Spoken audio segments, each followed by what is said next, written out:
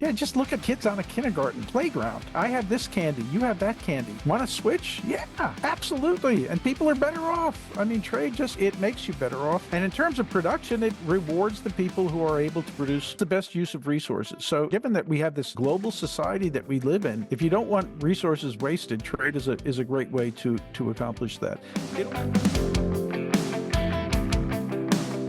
Hello, welcome again to an episode in the Let People Prosper series. My name is Dr. Vance Ginn. I hope you're having a prosperous day. Well, today I'm delighted to have on someone who has thought a lot about economic history, free markets, and the knowledge problem, and so much more about Hayek in particular, which we're going to talk a lot about today, which is this book, Hayek, A Life, 1899 to 1950. And it's none other than Dr. Bruce Caldwell. Bruce, welcome to the Let People Prosper show. Glad to be here and look forward to our conversation.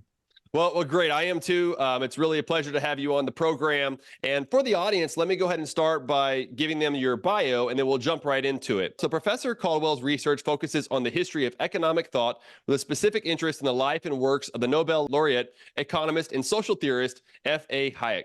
He is the author of Hayek's Challenge, an intellectual biography of F.A. Hayek, and since 2002 has served as the general editor of the book series, The Collected Works of F.A. Hayek. In 2022, he published Mont Pelerin 1947, transcripts of the founding meeting of the Mont Pelerin Society, as well as Hayek, A Life, 1899 to 1950, the first of a two-volume biography that he is writing with Klausinger. And in 2019 to 2020, he was a distinguished visiting fellow at the Hoover Institution at Stanford University. At Duke, he is the director of the Center for the History of Political Economy, a center whose purpose is to promote research in and teaching of the history of economic thought.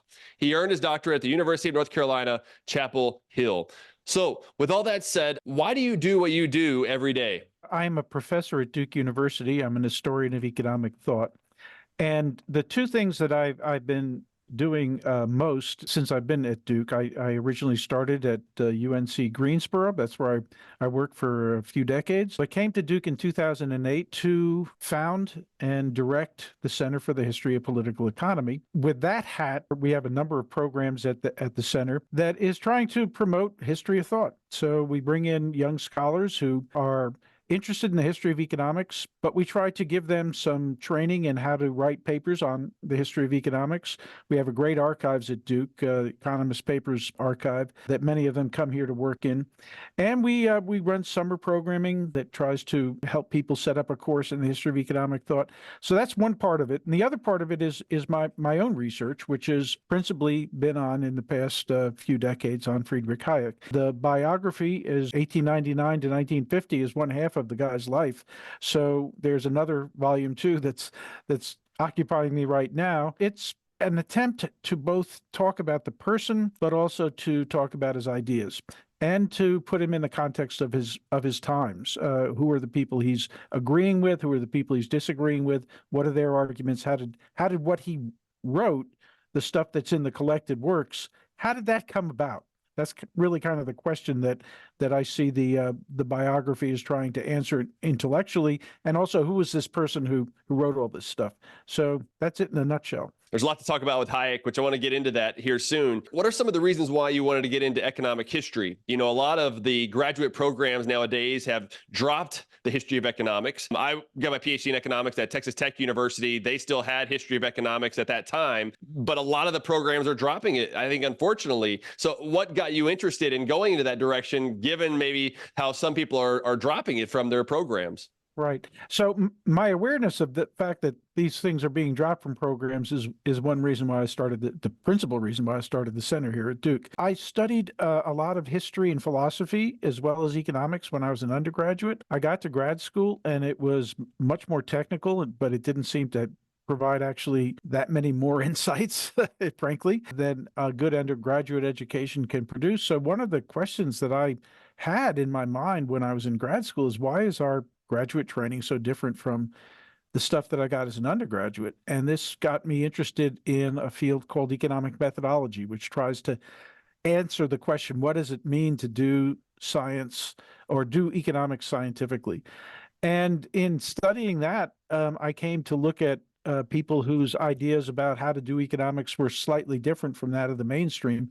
And that's basically what brought me to Hayek. So it was not a political calling to Hayek that brought me to him. It was interest in the methodology of economics, basically, and his particular methodological viewpoint. Indeed, the book that I wrote called Hayek's Challenge, the original subtitle for that was to have been F.A. Hayek and the Limits of Social Science, because I think a lot of his message methodologically is that we can do much less with social science than we'd like to be able to do. And I think that's a very significant insight. Yeah, yeah. Anyway, that's Yeah. how I got to Hayek. Yeah, no, it's great. And I hope that many programs and those who are listening will begin to make sure, for one, don't drop history of economics, but also add it back in, because a lot of academics and others listen, to the podcast. I found it very insightful, because one of the things about history is if we don't learn from it, we're doomed to repeat it. Too often we're repeating a lot of the mistakes that have been made in the past that Hayek and many others have told us about. And so I'm hopeful that we can really get back into that. So I appreciate all the work that you're doing there at Duke University and others. Godspeed, Vance. Godspeed. That's right. That's right. So let's jump right in with Hayek. You talked a little bit about why you studied Hayek and everything else. And with the book, it has a great breakdown. Like you said, the first half of his life, 1899 to 1950. Let's talk about some of the early life of Hayek. What are some of the highlights that you like to make? This is a person who's born in 1899 in Vienna. This was a time of particular intellectual ferment and also creativity in lots of different fields: psychology, art, politics. The Zionism really got its start with Theodor Herzl in Vienna. All sorts of political movements, some of them savory, some of them very unsavory. The Austrian School of Economics. I mean, there's just lots of things that was going on. So he was at the lower end of the upper middle class, I would say. His father was a medical doctor. But he chose to work for the city of Vienna so that he could have regular hours, and he spent all of the rest of his time working on his own herbarium. He was someone who collected plants. And as Hayek described his father, he's kind of a plant geographer, trying to figure out which specific species might be available in various places. And he was kind of a lackluster student, not because he wasn't a brilliant kid. All of his classmates saw him as the smartest kid in the class, but he's just lazy. He found the Austrian educational system to be repressive. He had to move from one school to another because his handwriting was not up to the standards of the particular master. So it's a very kind of bizarre intellectual journey that he had. And I think most of his education, in a sense, really was through his family. His father would take him and his two brothers and his mom out to the countryside on the weekends and in the summertime, and they would explore and learn about natural sciences and things like that. He fought in World War I on the Italian front.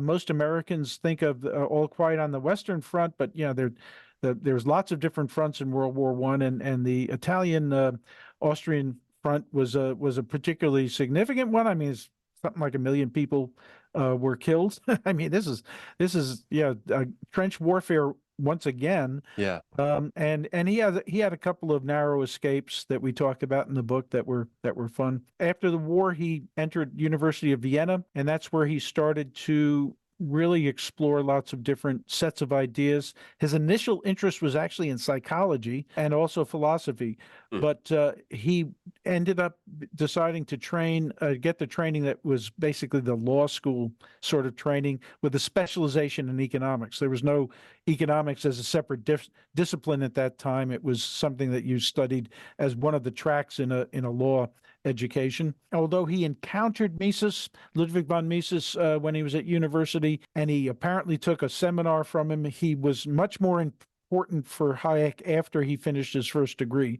and then started working at a government agency that Mises was a director of, and that's where they first really got to know each other. That's a little bit about his background. Interesting, fascinating. Given his background in Vienna and growing up there and everything else, did he happen to, once be more of a socialist or Marxist and then converted more of a capitalist later on, or was there some of this struggle that we've heard from some other economists like Thomas Sowell and even Friedman, where they kind of switched some of their mindset, or was he always more on the free market side? Yeah, so I think he was always a liberal in the sense of taking people, dignified. Each person has his own dignity. He was open to debate and discussion. We can see this in a little discussion group that he and a friend set up at university called the Geistkreis, where they would people would present papers and they would openly debate them. So I think he was always, like freedom of expression and things like that that are being so hotly contested on university campuses today. He was fully that way. In terms of his economics, he was probably, he self-described as saying that he was a bit of a socialist when he was at university, maybe compared it to Fabian socialism of the sort that he would encounter when he moved to England in the 30s. It is sets of ideas that a lot of university students might just have, and who feel bad about poor people and want the society to be better. And it wasn't until really that he started studying economics, which is often true for people, that he started to recognize that some of the solutions that were being offered perhaps were worse than the problems they were trying to solve. Mises was obviously actually quite important in that, because Mises wrote an article that then became a book on socialism.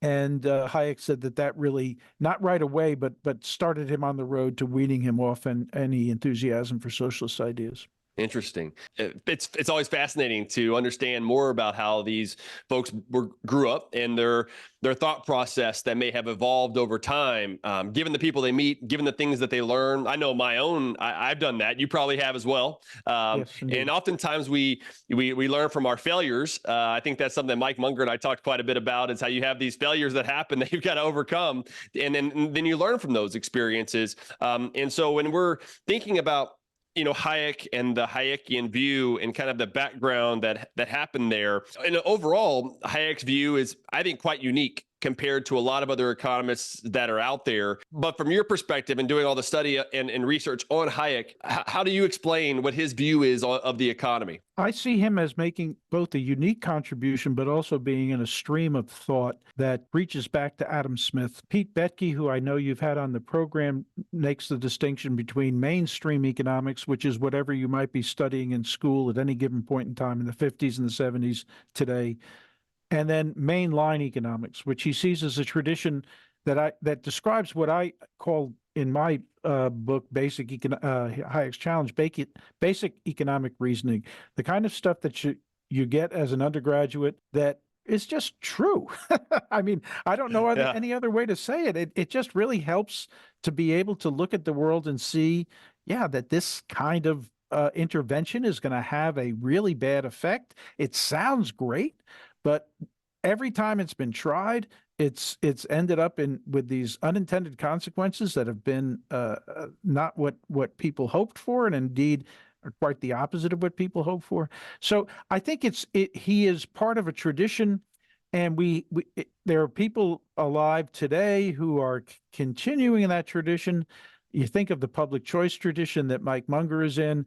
You think of the Austrian tradition as represented by someone like a Pete Boettke or Deirdre McCloskey's defense of liberalism in her various books, and others all said Hayek was an important figure in their growing as an economist. And I think that he is part of that group of people reaching back through time that are in that tradition. His particular exposition about how a market economy is something that allows coordination in a world of dispersed information or dispersed knowledge is an incredibly important insight. It is articulating in terms that an economist who is trained in the 20th century would be able to understand in a way. But so he's using language that would be able to get across the message of the power of markets for generating great wealth and doing it in a setting, if you've got the institutional setting right, of individual liberty. And that's a very, very compelling combination of things. And indeed, part of what his mission through life seemed to be is trying to explain to people not only that, but trying to figure out why people hate markets so much, because they invariably do. And they intervene in ways often trying to make things better that end up causing them to not be better. So that was it. That was the sort of scenario that he was facing. And the longer I've been studying Hayek and also just engaging in contemporary debates, I mean, liberalism seems to be one of these ideas that is always under attack, basically. Yet, the insights that one might have about how the world works that are provided through the ideas of Hayek and others are quite important, I think. Yeah. I agree with you. And I think that he brought up so many insights that still stick with us today. He's definitely one of my favorite economists, and it was unique in the way that he talked about it. To your point on the knowledge problem, I think always comes to mind, and it's something when I was teaching, or now when I'm doing interviews or something else, and working with public policy folks across the country, it's something I bring up often. Is this view of the knowledge problem? I love to hear you explain the knowledge problem, maybe some insights that you learned from him as you were reading through all of his works. Going back in time to the 1930s, when he started to come up with the ideas that are captured by the phrase the knowledge problem, there was great enthusiasm for central planning. It was the middle of the Great Depression. You had alternative systems that to most people who were regular people seemed to be horrible, like communism or various forms of fascism or Nazi socialism on the continent, that were competing systems. Here's the way to go. And a lot of people, as a result, were socialists. And socialism means central ownership of the means of production, no private firms. And so the idea is that there's going to be a setup that involves the government taking over the means of production and organizing production. And von Mises, back in the 1920s, in his essay that was so influential on Hayek, had said, well, if you don't have prices for factors of production, if the government owns everything, how do you figure out what rational decision making would be? Because prices reveal relative scarcities of factors of production. How do you decide which ways to produce goods in a way that doesn't waste resources? So that was a fundamental objection that Hayek stuck to, and was trying to bring that to the attention of his British. So he moved from Vienna to the London School of Economics in the early 1930s, and that's where he taught until he moved to America in 1950. So he was debating with people on the faculty about how a socialist setup would actually work. And he had a number of different people who were on the faculty and also just in general, who were arguing for socialism, that said, well, wait a second, let's grant your idea that a perfectly competitive economic system has efficiency characteristics that we would like to follow. Why don't we just, as socialist managers, direct the managers of these firms and industries to do things that would be theoretically what we would describe as characteristics of efficiency? So tell managers to price at marginal cost. Tell managers of socialist firms to produce so that all economies of scale are exploited. Yeah, you can draw diagrams where you can find intersections of all these curves that represent an efficient outcome. And Hayek's question then was, well, wait a second, what are we assuming here? What are we assuming that people know? I mean, you socialist managers don't have these diagrams sitting in their offices to try to figure these things out. And he says, what's the world actually look like? The world actually looks like this. People have different bits of knowledge. No one has full knowledge. You have the man on the spot was the phrase he used, has specific knowledge of time and place. And the real question is, in a world like that, where people have only little bits of knowledge, so knowledge is dispersed, and some of the stuff they think is wrong on top of it, how do these errors get corrected? The real question is, how does any kind of coordination, social coordination or coordination of the economy occur? And, this is an insight that, if you go back to Bastiat, Paris gets fed, these sorts of phrases, this is something that other people have had and expressed in different ways, that, we have not just once a day, but every day, day in and day out. Everyone in Paris who can afford it gets fed, and no one is in charge of feeding Paris. You've got millions of people doing jobs that feed into that. Okay. All that is coordinated with no one directing it. So that's the kind of contrast that Hayek was trying to draw. He's trying to say, what is the system that allows this to kind of coordination to occur when we know that people don't have all this knowledge centralized in one place? And his answer is, well, there's a certain set of institutional things that are prerequisites. He talked about several property, which would be, people talk about a competitive economic system. That means that there's lots of competitors. So there's dispersed ownership of property. So private property that is several property or dispersed, and then a market system where people enter into the market, and there's legal protections about protection of property, protection of people, prosecution of fraud. You can't make contracts that are in any of a number of different ways, not representing what the actual contracts that you're contracting for. As long as you have legal remedies for all of that, essentially a justice system that's in place and functioning, then individuals pursuing their own interests end up, just as Adam Smith said, like an invisible hand, producing a huge amount of stuff, because division of labor gets more widely distributed the more exchange there is, and that allows, as Smith showed, an enormous increase in productive capacity. So he's explaining, using 20th century economic kind of jargon, insights that, as I said, are part of that larger tradition that reaches back to Smith. Yeah, no, I love that. And it all goes into prices, how these prices are signals of how these voluntary exchanges that are taking place, and who should produce and who should not produce, and who should consume and not consume, or work and not work. I mean, all these things are information that can't be made. I mean, you could try from a coordinated group of politicians or managers, as you said, and try to orchestrate what's happening in the economy, but that doesn't end up very well. We've seen that, throughout history, where prices and, free market capitalism really allows for this distribution to be made better and more efficient in the long run, and helping everyone else be better off in the process. And it's something that I've really, you studied quite a bit. You brought up a lot of key economists that I appreciate as well, which is Douglas North on the institutional side of economics, and James Buchanan on public choice, and von Mises and Hayek and others, and Friedman too, on the Chicago side. It's kind of a combination of those that I think Hayek is able to embody in so many ways. And maybe he might be a little bit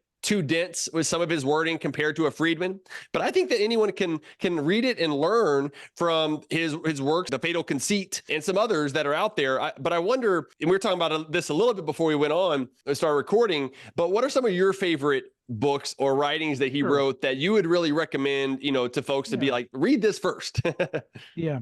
So particularly if you've had some training in economics, The Use of Knowledge in Society is where he basically articulates that vision of how a market system is able to communicate relative scarcities automatically through the workings of the price system. And one of the things he gets at there that I think is so important, something you alluded to in your comments just now, is that you're making your own individual decisions, and the market system provides all these prices that help you make decisions about, but where does that information that's in those prices come from? It comes from your actions and those of millions of other people, reflecting your own demands and supplies that create those prices. So your actions are determined by the prices, but your actions also determine the prices. Yeah. And what he's describing there is a complex system that's adaptive. It's constantly changing. It's correcting errors. Every time somebody makes a mistake is somebody else's profit opportunity, and people who jump on that then correct that kind of error. And the contrast that kind of system has with other systems, either fully centrally planned system is obviously going to have real problems because it doesn't have any of that feedback. But even within a mixed system of the sorts that we see everywhere in Western Europe and the United States, et cetera, a lot of the interventions that are meant to achieve some sort of goal are forms of price fixing. And this is what is hindering prices from doing their job of reflecting relative scarcities and allowing people to make the right decisions. And it just mucks up the system that he's describing. And depending on how extensive it is, it can really do some serious damage. We saw that particularly in the 70s. But also you see these things when there is an extensive regime of price fixing as occurs with rent controls or agricultural price support. These are textbook examples in economics of policies that are well-intended or well-intentioned that just really hurt often the people that they're aimed at helping, but as society as a whole. And it's just a waste of resources to achieve goals through those policies. So that use of knowledge in society is a kind of a theoretical explanation of that. The Meaning of Competition is another one that I think is a nice article that talks about actual competition as rivalry rather than the perfect competition of the textbooks.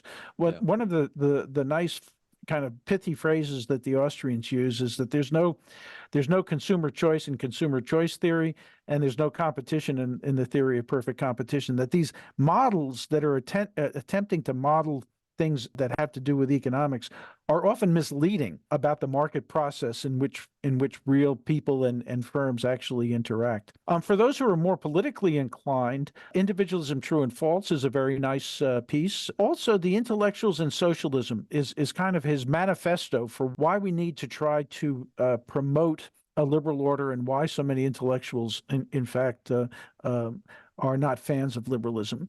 And these are marvelous pieces. And if for one that is kind of provocative would be depending on the listener, is the epilogue to the Constitution of Liberty, which says why I am not a conservative. Yeah. And what he tries to do there is to say, well, we often have this left-right description of political ideology. He says it's much better to talk about progressives or socialists, conservatives, and liberals as occupying three. It's a triangle. It's not a left-right diagram.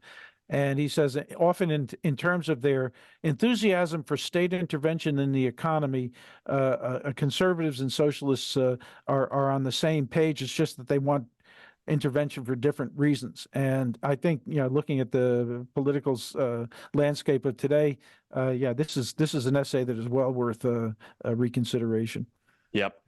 I agree. That was one I was going to bring up if you didn't, but I'm glad that you did. And we're seeing this a lot of take place today. I mean, a lot of the lessons that I follow the mainline economics. That's kind of where I'm at on this stuff as well. And what we're seeing today is a lot of price fixing. We see minimum wages. We see rent control, as you mentioned, but a lot of other things that people have been talking about doing over the last couple of years because of inflation is up and everything else that we know that doesn't work very well or at all.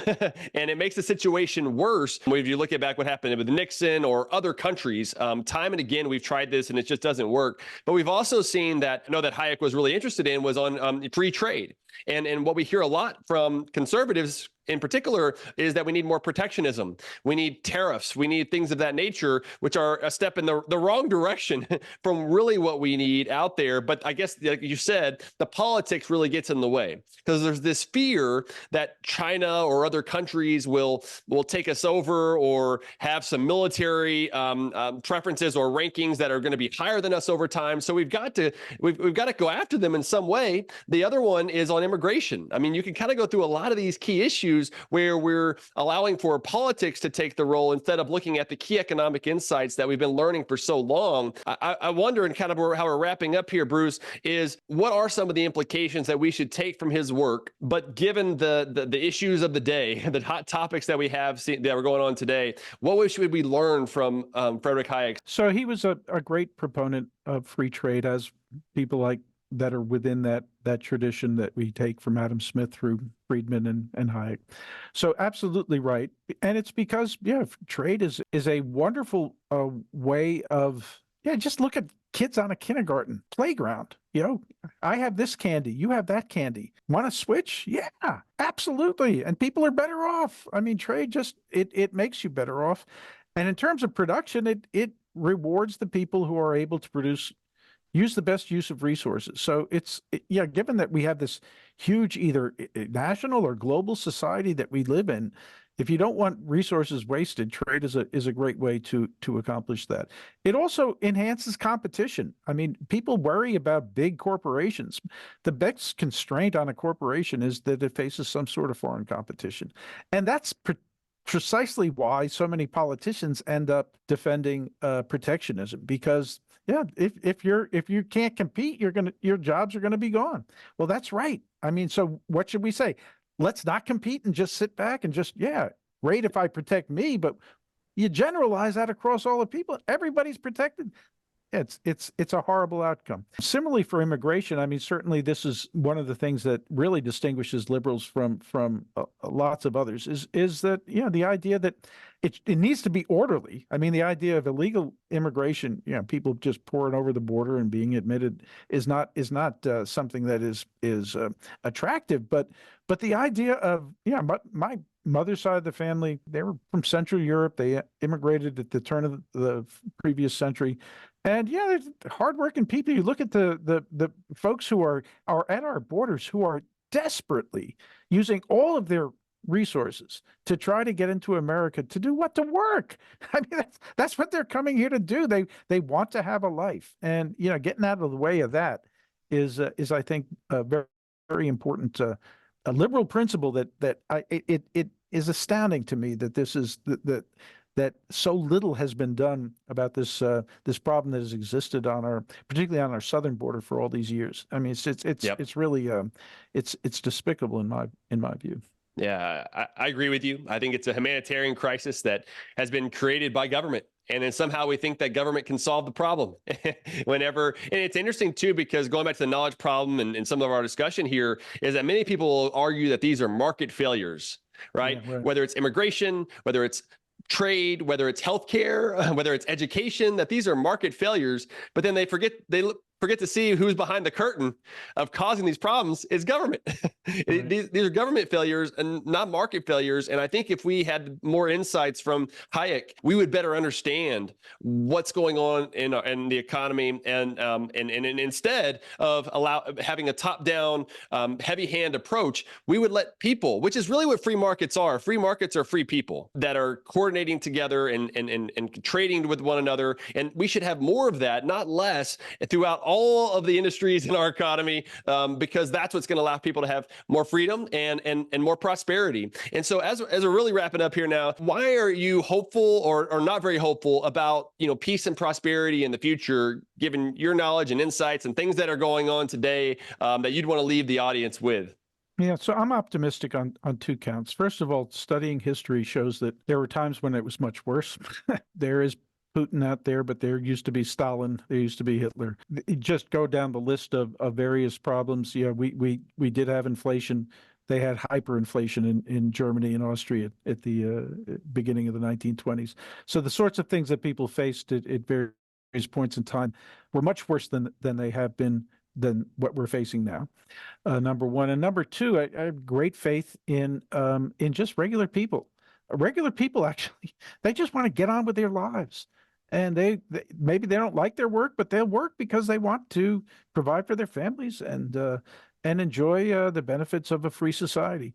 And I think I mean, those people who are getting in, who are able to get in on the border, are going to go on to have great family lives and become members of a society that is not obviously not always welcoming them, but boy, oh boy, I mean, this is the immigrant story that I grew up with anyway, and it does give me great optimism because there's people who recognize that for all of the naysayers in this country that get the kind of talking heads attention.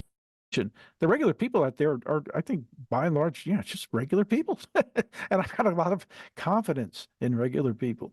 I have to say. Yeah, same here. I agree with you, and I have optimism as well. And I'm glad that you are working on these issues, Bruce, and doing all the great work that you're doing. And thank you for being on the Let People Prosper show. And God bless you and your family. Thank you very much. It was a pleasure to be with you. Great. Thanks again. All right, great. Well, for the audience, thank you for joining us today. Please go and give us a 5-star rating and review wherever you get this podcast. And until next time, let people prosper.